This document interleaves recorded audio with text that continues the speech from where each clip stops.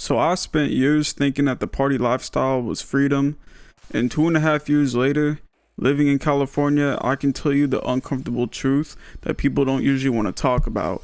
And this lifestyle doesn't just keep you broke financially, it attracts some of the most lowest quality people you'll ever meet, and it's designed to trap broken people in a cycle that they can't escape. If you're currently in this world, what I'm about to share might save you years of your life. But before we dive in, I want to be clear, I'm not here to judge anyone, and I lived this lifestyle for years and I know the appeal.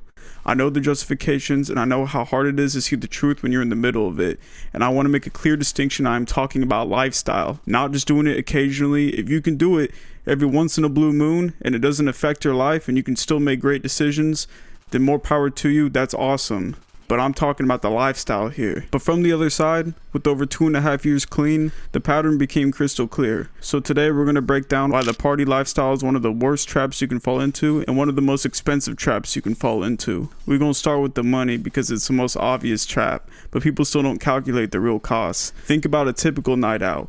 The cover charges $20 to $50, drinks are $10, $15 each, sometimes more, and you're having way more than you think, or you're buying for other people. The Uber rides are $30 to $60 round trip, and that's if you're even driving Uber, so a lot of people like to drunk drive. And late night food can be $15 to $25. Again, this is just an estimate. It could probably be more. That's already $100 to $200 for just one night, and again, probably more. And then you get the hangover day where you're useless and can't work effectively. You make impulse purchases while you're intoxicated.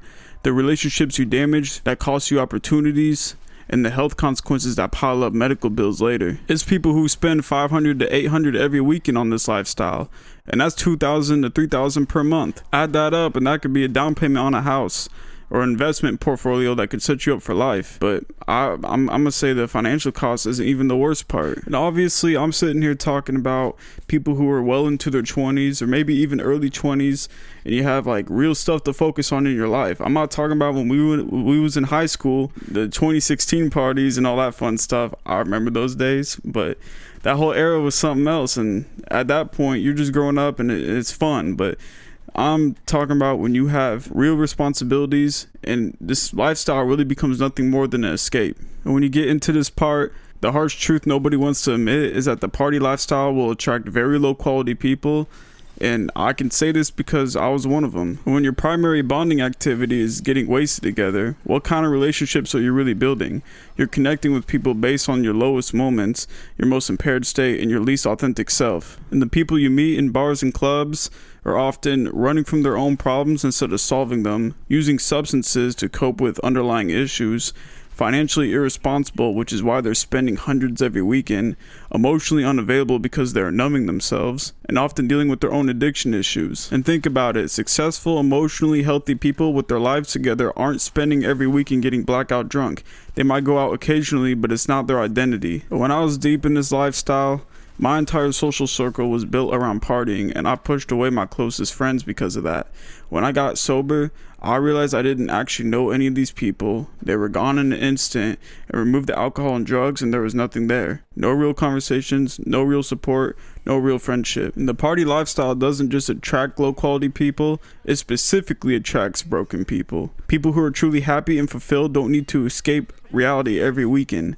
The party lifestyle is fundamentally about escapism. You're running from something, stress, trauma, disappointment, anxiety, depression. I 100% get it. The problem is, instead of addressing these issues, you're just medicating them. And when you're surrounding with other people who are doing the exact same thing, it just becomes an echo chamber where everyone enables each other's destructive behavior. I remember justifying it by saying everyone needs to blow off steam or work hard, play hard. But healthy people blow off steam by exercising and spending time in nature, pursuing hobbies, connecting with loved ones. They don't need to alter their consciousness every weekend to feel okay. And for me, it eventually became every day. And the party scene just becomes a magnet for people with unsolved trauma, addiction issues, financial problems, relationship problems, and mental health struggles. And instead of just healing, everyone just medicates together. It's like a support group for people who don't want to get better. As I was making this video, I actually seen a fellow YouTuber named Paulie Walnuts, someone who I love to watch, and he's actually part of the inspiration for this channel.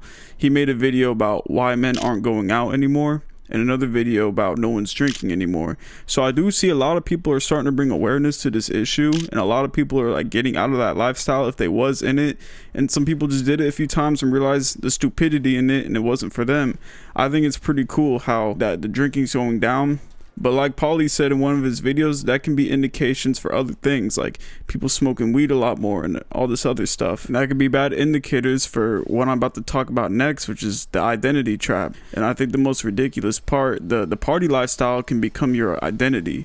You become the party person. Your entire social media is party photos. Your stories evolve around what happened last week, and your friendships are based on who you party with. And the identity trap can be dangerous because you start believing you're boring without substances, and you lose touch with your authentic personality, and your self-worth becomes tied to how fun or wild you are, and you can't imagine social situations without drinking or drugs.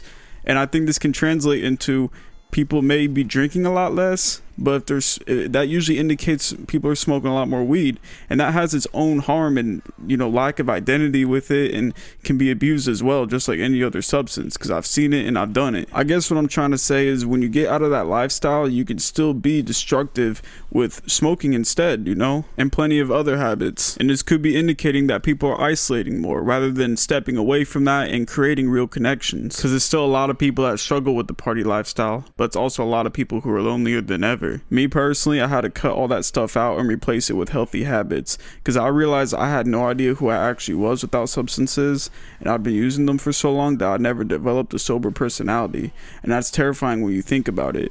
Your early 20s should be about discovering who you are and building skills, creating meaningful relationships, and setting up your future. But instead, the partying lifestyle and using can keep you stuck in this perpetual adolescence where your biggest concern is where you're going Saturday night. And a few of you might relate with this, like after you get out of that lifestyle or get clean or whatever it might be, if you go back out to like a club or a bar or any event like that where everyone's drinking and you're just chilling, you realize how stupid and sloppy people look. You see, girls acting crazy, and you see guys who are just sitting there like waiting for girls to get really drunk and preying on them. Like you see all types of stuff when you're not in that inebriated state, and it just kills the appeal to me even more than it was already killed. But I can tell you what you're missing out on if you're going out every weekend and getting wasted or constantly partying. You're missing out on quality sleep that your brain and body need to function, meaningful relationships with people who share your values, and time to develop actual skills and hobbies, the mental clarity to even make good decisions about your future, the money to invest in yourself and your goals, and your physical and mental health, and authentic experiences and memories. The opportunity cost is massive as well. Every weekend you spend partying is a weekend you could spend learning a new skill, building a side business, or working on a business, exercising, taking care of your health, connecting with friends and family who actually care about you, pursuing hobbies that actually fulfill you, and saving and investing money for your future. The compound effect of choosing growth over partying is incredible, and in 2.5 years of sobriety, I've accomplished more than I did in the previous 5 years of partying. And like I just spoke about, I think people are starting to catch on to this, and people are starting to wake up. Again, this could have indicators for other stuff. We may not see it just yet, but I think it'd be cool to explore that in the future. But if you're watching this and recognizing yourself, here's what I want you to know. First, you're not broken for being attracted to this lifestyle. Our culture tends to glamorize it, and social media makes it look amazing, but it's designed to be addictive.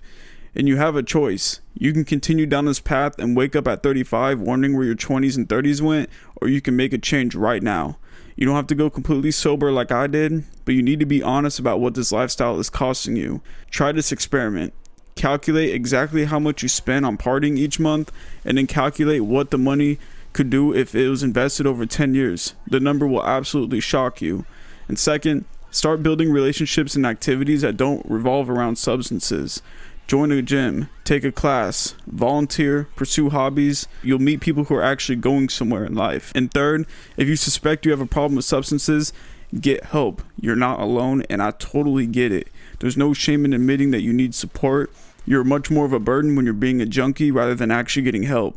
I wish I'd gotten help years earlier than I did. Your future self is counting on the decisions you make today, and don't let the party lifestyle steal the most important years of your life. So we've concluded that the party lifestyle sells itself as freedom, but it's actually a prison that keeps you broke and surrounded by the wrong people and running from your problems instead of solving them. And 2.5 years ago, I chose to break free from that prison, and it was not easy, but it was worth it. And every day, I'm grateful that I made that choice. If this video resonated with you, let me know in the comments. And if you're ready to make a change, today is the perfect day to start. Your future self is going to thank you. I'm continuing to build this community for us, and I'm here for y'all. And if you haven't yet, go check out Paulie Walnut's channel. I'll leave it linked in the description. Thanks for watching. Peace out.